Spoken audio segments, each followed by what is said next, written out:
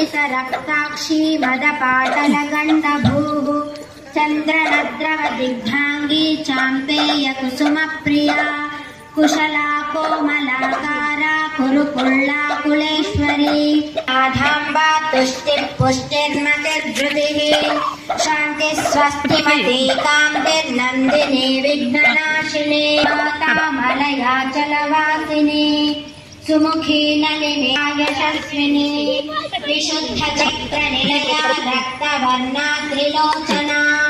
खट्वाङ्गादिप्रहरणा वदनैकसमन्विता